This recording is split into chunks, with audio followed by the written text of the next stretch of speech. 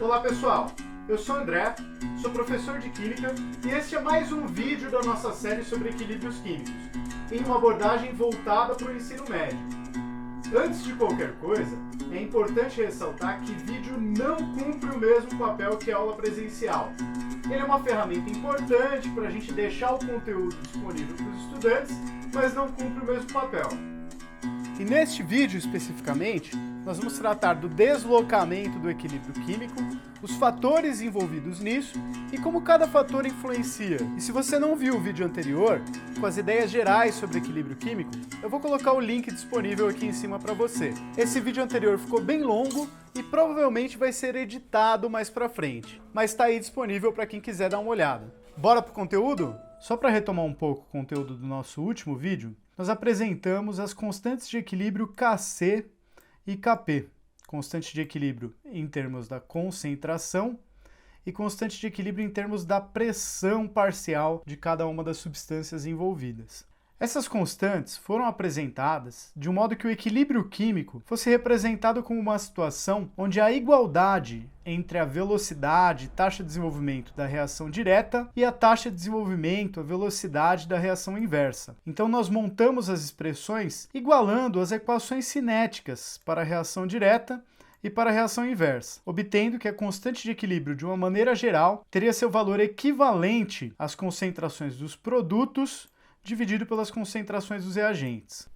E aqui é importante chamar a atenção para o fato de que a constante de equilíbrio só muda o seu valor em função da temperatura. Diferente do que possa parecer, ela não é uma função das concentrações. Ela é um número fixo, se a temperatura for constante, que dá as proporções entre concentrações de produtos e reagentes no equilíbrio químico. E neste momento eu apresento para vocês um princípio muito importante que nós sempre temos que levar em conta quando tratamos de deslocamento de equilíbrios químicos. Esse é o princípio de Le Chatelier. E a ideia que ele traz é que se for feita algum tipo de alteração, seja de concentração, temperatura, pressão, a um sistema químico que estivesse inicialmente em equilíbrio, a composição do sistema vai mudar, vai se deslocar no sentido de contrariar a alteração que você fez sobre o sistema. Então, é como se um sistema físico-químico que está inicialmente em equilíbrio vai reagir de modo a anular qualquer alteração que você tente fazer sobre ele. Os fatores que vão poder influenciar no deslocamento de equilíbrio químico são, por exemplo, a concentração das substâncias envolvidas, sejam elas reagentes ou produtos, a pressão sob a qual o sistema está submetido, a temperatura no qual o sistema é mantido, e elas vão ter diferentes influências sobre o equilíbrio químico. Concentração e pressão alteram o equilíbrio químico de um modo que o sistema tenda a buscar o estado de equilíbrio anterior à perturbação que ele sofreu. Então, o estado de equilíbrio final será o mesmo estado de equilíbrio inicial. A constante de equilíbrio se manterá a mesma, se manterá em um mesmo valor. E isso vai acontecer a custo de mudanças na composição química do sistema. Já o efeito da temperatura, ele é um pouco diferente. Vocês se lembram que a constante de equilíbrio só pode ser chamada de constante caso a gente considere que a temperatura se manteve constante, que há um valor de Kc ou de Kp, a depender de qual é a temperatura do sistema. A influência da temperatura ela vai ser tal que o sistema vai buscar um novo estado de equilíbrio. Um novo estado de equilíbrio que seja compatível com aquela nova temperatura. E eu reforço aqui para vocês que catalisador não desloca o equilíbrio químico, não altera as proporções entre produtos e reagentes no equilíbrio. O catalisador reduz a energia de ativação, tanto da reação direta como da reação inversa, aumentando assim as duas velocidades. Deste modo, o catalisador só faz o equilíbrio químico ser atingido mais rapidamente, sem alterar as proporções entre as substâncias no equilíbrio. Agora nós vamos analisar especificamente a ação de cada um desses parâmetros sobre o deslocamento do equilíbrio químico. Vamos lá. E o primeiro fator que a gente vai levar em conta é o efeito da concentração das substâncias químicas envolvidas no processo. Vamos começar analisando pelo efeito das concentrações dos reagentes de uma dada reação química. Então eu tomei como exemplo aqui a reação do tricloreto de fósforo com o gás cloro formando o pentacloreto de fósforo. O que aconteceria se eu aumentasse a concentração de qualquer um desses reagentes, ou do tricloreto de fósforo, ou do gás cloro? Seguindo o princípio de Le Chatelier, a composição do sistema vai se alterar de um modo a contrariar aquela alteração que eu provoquei sobre ele. Então, se, por exemplo, eu aumento a concentração de tricloreto de fósforo, o sistema químico vai reagir de um modo a consumir tricloreto de fósforo e formar pentacloreto de fósforo. É evidente que isso só pode acontecer se eu tiver gás cloro em quantidades suficientes para que haja reação química. Mas mesmo que eu altere a concentração de um único reagente, o deslocamento de equilíbrio se dará no sentido da formação dos produtos. O mesmo ocorreria se eu aumentasse a concentração de gás cloro. O sistema vai reagir no sentido de consumir gás cloro e formar pentacloreto de fósforo. Mas por outro lado, o que aconteceria se eu diminuísse de alguma forma a concentração dos reagentes?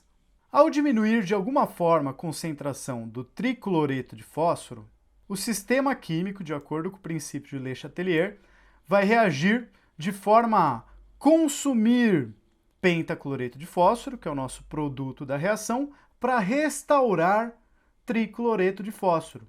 O mesmo aconteceria se eu de alguma forma retirasse gás cloro do sistema de reação. O pentacloreto de fósforo iria se decompor para repor as concentrações de gás cloro. E se você também gosta de interpretar as coisas matematicamente, pense no seguinte: se a constante de equilíbrio é um número fixo que dá as proporções entre produtos e reagentes no equilíbrio químico, se o sistema está em equilíbrio químico e você aumenta as concentrações de reagentes, você está aumentando o denominador dessa fração. A reação se desloca no sentido de diminuir o denominador e aumentar o numerador, para que a constante de equilíbrio se mantenha. Se você perturba o equilíbrio químico, reduzindo as concentrações de reagentes, você está diminuindo o valor do denominador. Para que a constante se mantenha, o sistema reage de modo a degradar produtos para voltar a formar reagentes. Essa aplicação do princípio de Le Chatelier é muito importante para que a gente manipule um equilíbrio químico de um modo a obter um maior rendimento, maior produção de alguma substância que seja interessante para nós. Se eu tenho uma reação ali com 2, 3, 4 reagentes, seja quantos forem, cujo equilíbrio não seja tão favorável à produção dos produtos, e dentre esses reagentes tem algum que eu tenho em grande abundância, que está bastante disponível para mim, eu posso aumentar a concentração deste reagente, empurrando o equilíbrio no sentido da formação dos produtos, sem necessariamente precisar aumentar a quantidade dos outros reagentes que talvez sejam mais raros, mais difíceis de obter, ou que tenham um maior impacto ambiental, talvez, para sua obtenção.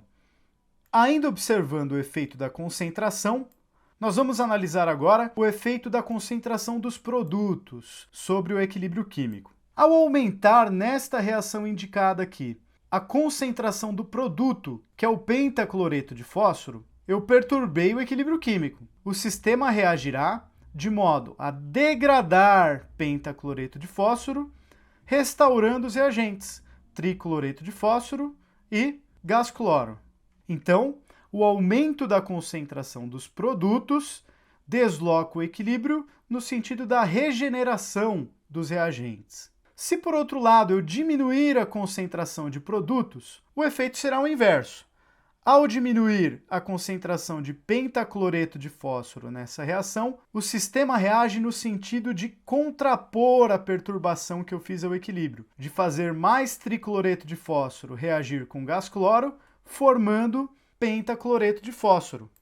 Agora, pensando matematicamente, a influência da concentração de produtos sobre o equilíbrio químico. Se o sistema está em equilíbrio e por algum motivo você aumenta a concentração de produtos nele, você aumentou o numerador da fração.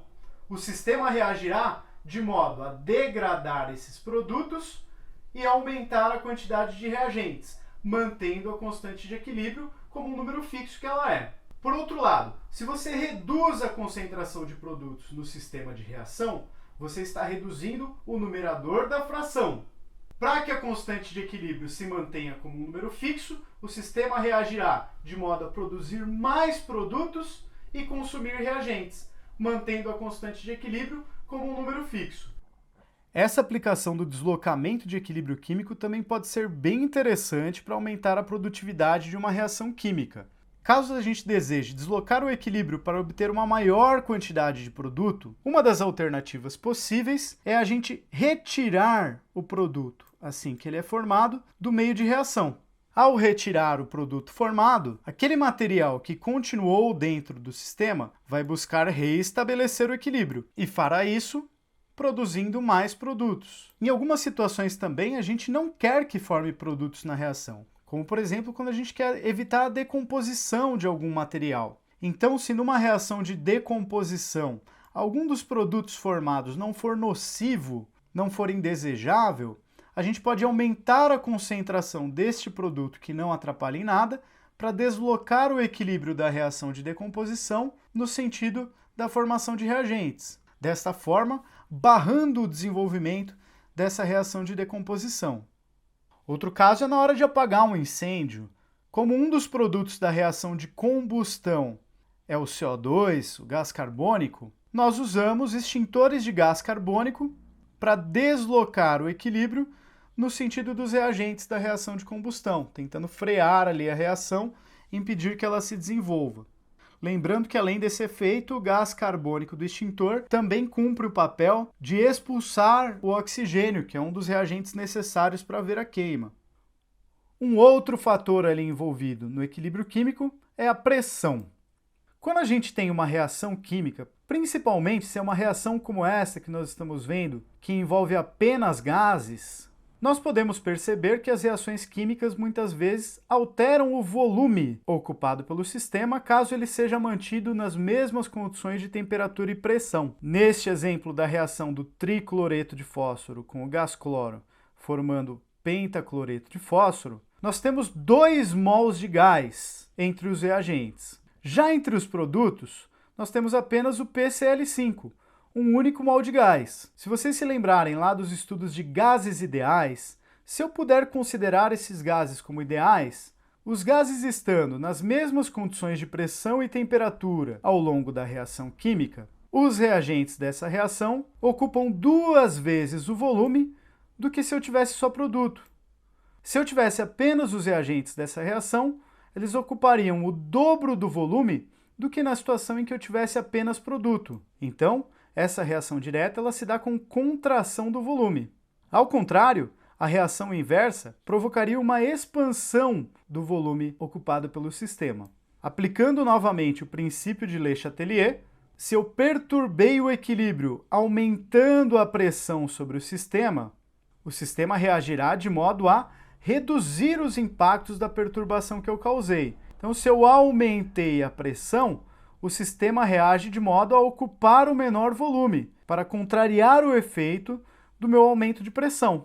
Então, se eu tenho uma reação que parte de 2 mols de gás para 1 mol de gás, o aumento da pressão favorece a reação direta. Eu aumentei a pressão sobre o sistema, ele reage de modo a buscar ocupar menos espaço para aliviar o efeito desse aumento de pressão. Ao contrário, se eu provocar uma perturbação do equilíbrio pela diminuição da pressão sobre o sistema reagirá de modo a ocupar mais espaço. No caso dessa reação, a formar as substâncias que ocupam um maior volume, que neste caso são os reagentes. Os reagentes dessa reação representam 2 mols de gás, enquanto o produto da reação apresenta um único mol de gás. E o efeito da pressão sobre o deslocamento do equilíbrio químico também pode ser observado na transformação dos estados físicos, como você pode ver nesse vídeo aqui em cima, do comecinho ali do ensino médio. Ao aumentar a pressão, o equilíbrio é deslocado no sentido do menor volume. O líquido tem menor volume do que o gás. Se você aumenta a pressão sobre um sistema, você favorece o estado líquido. Dessa forma, é possível condensar um vapor simplesmente aumentando a pressão sobre ele, e a gente explica também o efeito do aumento da pressão sobre a elevação da temperatura de ebulição. Uma temperatura de ebulição mais alta, sob o efeito de uma pressão maior, é uma consequência do favorecimento do líquido se comparado com o gás. Por outro lado, o efeito da diminuição da pressão sobre um sistema é o de favorecimento dos estados menos densos, dos estados que ocupam maior volume. Ao diminuir a pressão sobre um líquido, ele terá uma maior tendência a evaporar. Sob pressões mais baixas, as temperaturas de ebulição diminuem. E numa transformação de sólido em líquido, como que será que isso acontece? No caso específico da água, pode ser mais interessante ainda. Será que o efeito da pressão sobre a transformação de água sólida em água líquida é o mesmo que para as outras substâncias? Uma aplicação importante deste efeito da pressão é que se eu tenho uma reação química que se dá com contração de volume, meus reagentes ocupam mais espaço do que os produtos, caso estejam nas mesmas condições de temperatura e pressão. Se eu quiser aumentar a quantidade de produto formado, uma das alterações que eu posso fazer sobre o sistema é aumentar sua pressão. Ao aumentar a pressão, o equilíbrio é deslocado no sentido da formação de produtos, valendo o mesmo raciocínio para o caso de uma reação. Vamos pegar a reação inversa dessa que estamos discutindo. Se eu tiver PCl5 e quiser formar PCl3 e Cl2, o meu reagente, no caso aqui da reação inversa, ocupa menos espaço do que os produtos dessa reação inversa. Então, para favorecer a formação de PCl3 e de Cl2, uma das alterações que eu poderia fazer sobre o sistema seria a diminuição da sua pressão. Por fim, nós temos aqui o efeito da temperatura. Se a gente lembrar aqui no comecinho deste vídeo, a temperatura tem um efeito diferente da pressão e da concentração sobre o equilíbrio químico. No caso da concentração e da pressão, o sistema tendia a voltar à mesma condição de equilíbrio anterior à perturbação. No caso da temperatura, o sistema estabelece um novo estado de equilíbrio. E isso está representado aqui no fato de que a constante de equilíbrio para uma temperatura T1 é diferente da constante de equilíbrio para uma temperatura T2. Muda o número, muda o valor de Kc. O mesmo valendo para Kp. A uma dada temperatura, a constante de equilíbrio tem um valor. A outra temperatura T2, a constante de equilíbrio terá outro valor. Eu vou apresentar para vocês primeiro essa discussão na forma como ela normalmente é tratada no ensino médio e como ela é cobrada também em muitas provas por aí afora. Se vocês lembrarem lá de termoquímica, os processos endotérmicos são aqueles nos quais o sistema absorve energia na forma de calor durante a reação química. Os processos considerados exotérmicos são os processos nos quais o sistema libera energia na forma de calor em decorrência da reação química. Se o sistema está em equilíbrio, eu tiro ele das condições em que ele está e coloco ele numa temperatura mais alta. O sistema reagirá de modo a tentar reduzir a temperatura, então de modo a consumir aquela energia na forma de calor, favorecendo o processo endotérmico. Por outro lado, se eu tiro o sistema do equilíbrio e coloco ele num banho frio, numa temperatura mais baixa, por exemplo, o sistema reagirá de modo a tentar reestabelecer a temperatura que ele tinha inicialmente. Então reage de modo a liberar calor para aumentar a temperatura. Reparem que do ponto de vista da cinética química, da velocidade das reações direta e inversa, o aumento da temperatura vai acelerar ambas as reações. Mas dito isso, explicado o modo como normalmente esse assunto é tratado em provas de vestibular, concursos e por aí afora, é importante a gente falar também sobre o real efeito termodinâmico da temperatura sobre o equilíbrio físico-químico. Do ponto de vista termodinâmico, nas condições mais comuns de trabalho de um químico, onde a pressão é constante e a temperatura também é constante, nós fazemos os processos abertos para a pressão da atmosfera e podemos muito bem fazer um banho-maria ou um banho de gelo para manter a temperatura constante. O critério para a espontaneidade de um processo físico-químico é a energia livre de Gibbs. O processo será espontâneo caso a variação da energia livre de Gibbs seja negativa, caso a energia livre de Gibbs diminua naquele processo. Do ponto de vista da entalpia, tudo bem. Aquele argumento de que os processos exotérmicos sejam favorecidos até faz algum sentido, porque num processo exotérmico ΔH é negativo. Já no processo endotérmico, ΔH seria positivo. Mas o fator onde a temperatura se faz presente de maneira explícita, na verdade, é o termo -T ΔS, da equação para variação de energia livre de Gibbs. Se nós levarmos em conta que a temperatura nessa expressão aqui é a temperatura absoluta, temperatura em Kelvin, que sempre é positiva, e que ela está com o sinal de menos aqui atrás, então -T sempre é algo negativo. Aqueles processos que vão ser favorecidos pelo aumento do valor de T são os processos onde a entropia aumenta, onde ΔS é positivo. Negativo com positivo fica negativo, com positivo continua negativo. Então os processos onde a entropia aumenta são favorecidos pelo aumento da temperatura. Os processos onde a entropia diminui, onde ΔS seria negativo, são desfavorecidos pelo aumento da temperatura. Com um valor mais alto da temperatura, menos com mais, menos.